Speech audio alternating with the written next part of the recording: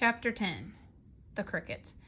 The crickets sang in the grasses. They sang the song of summer's ending, a sad, monotonous song. Summer is over and gone, they sang. Over and gone, over and gone. Summer is dying, dying. The crickets felt it was their duty to warn everybody that summertime cannot last forever. Even on the most beautiful days in the whole year, the days when summer is changing into fall, the crickets spread the rumor of sadness and change. Everybody heard the song of the crickets. Avery and Fern Arable heard it as they walked the dusty road. They knew that school would soon begin again. The young geese heard it and knew that they would never be little goslings again. Charlotte heard it and knew that she hadn't much time left. Mrs. Zuckerman, at work in the kitchen, heard the crickets, and a sadness came over her too. Another summer gone, she sighed. Lurvy, at the work, building a crate for Wilbur, heard the song and knew it was time to dig potatoes. Summer is over and gone, repeated the crickets. How many nights till frost, sang the crickets. Goodbye, summer, goodbye, goodbye. The sheep heard the crickets, and they felt so uneasy they broke a hole in the pasture fence and wandered up into the field across the road. The gander discovered the hole and led his family through, and they walked to the orchard and ate the apples that were lying on the ground. A little maple tree in the swamp heard the cricket song and turned bright red with anxiety. Wilbur was now the center of attraction on the farm. Good food and regular hours were showing results. Wilbur was a pig any man would be proud of. One day, more than 100 people came to stand at his yard and admire him. Charlotte had written the word radiant, and Wilbur really looked radiant as he stood in the golden sunlight. Ever since the spider had befriended him, he had done his best to live up to his reputation. When Charlotte's Web said some pig, Wilbur had tried hard to look like some pig. When Charlotte's Web said terrific, Wilbur had tried to look terrific.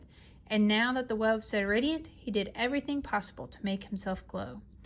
It is not easy to look radiant, but Wilbur threw himself into it with all will.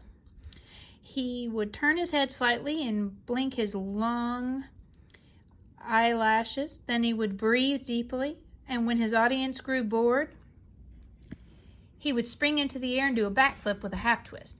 At this, the crowd would yell and cheer. "How's that for a pig?" Mr. Zuckerman would ask. Well pleased with himself, that pig is radiant. Some of Wilbur's friends in the barn worried for fear all this attention would go to his head and make him stuck up. But it never did. Wilbur was modest. Fame did not spoil him.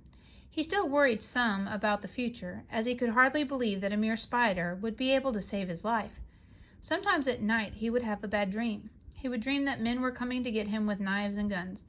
But that was only a dream. In the daytime, Wilbur usually felt happy and confident. No pig ever had truer friends, and he realized that friendship is one of the most satisfying things in the world.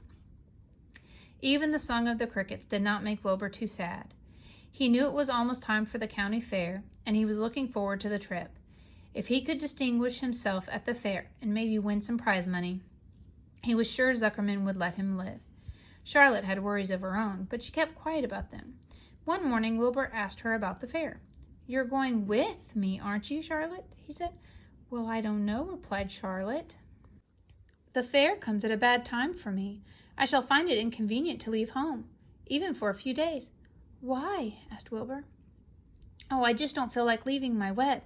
Too much going on around here." "Please come with me," begged Wilbur. "I need you, Charlotte. I can't stand going to the fair without you. You've just got to come." "No," said Charlotte. "I believe I'd better stay and see if I can get some work done."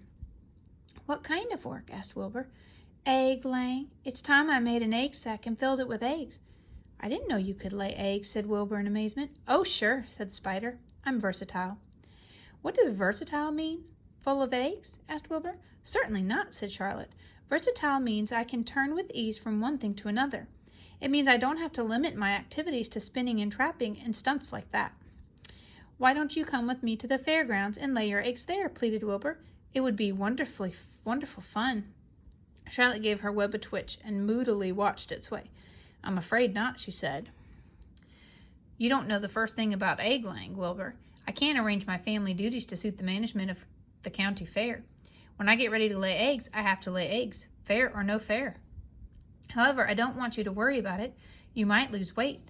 We'll leave it this way. I'll come to the fair if I possibly can."